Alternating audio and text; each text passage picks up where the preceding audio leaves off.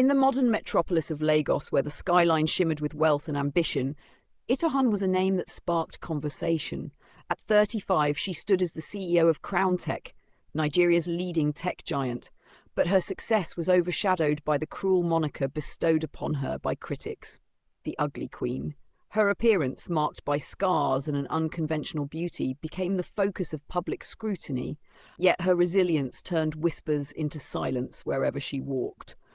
One evening at the Lagos Innovation Gala held at the prestigious Eko Hotel, the city's elite gathered to celebrate power and influence. Cameras flashed, champagne flowed, and socialites whispered as Itohan arrived. Dressed in a sleek midnight blue gown adorned with shimmering diamonds, she exuded an air of confidence that could not be ignored. "Is that her?" a woman muttered, peering over her glass of wine. "The so-called queen," another replied, her tone dripping with disdain. "No amount of money can buy beauty." Itohan heard every word but refused to falter.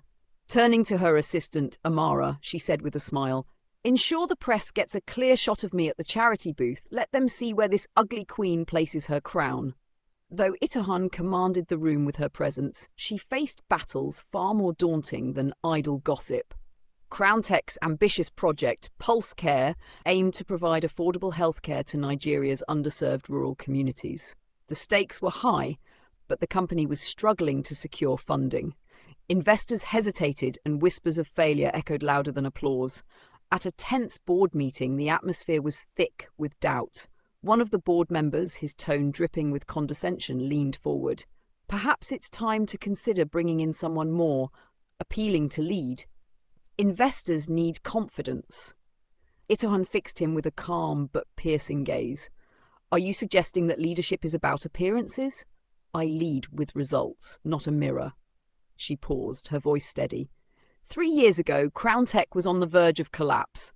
I turned it into Nigeria's leading tech firm. If you don't have the vision to see this through, you're free to step aside. I'll handle it.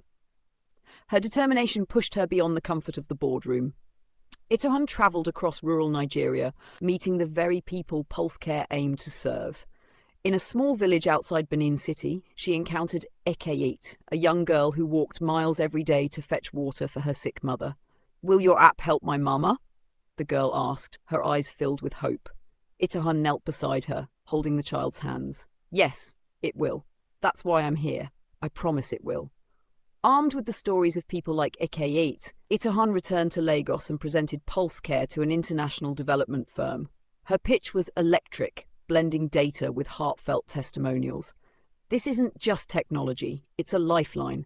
I'm not asking for charity. I'm offering you a stake in the future of millions." Her words struck a chord, and Crown Tech secured a $100 million investment, propelling the project forward. When Pulse Care finally launched, it was an instant success, providing healthcare access to over 1 million Nigerians within its first year. At the launch gala, Itohan stood before a packed audience. The hall, adorned in gold and white, radiated with opulence. But it was Itohan's presence that captivated the crowd. "Tonight isn't about me," she began, her voice resonant and clear.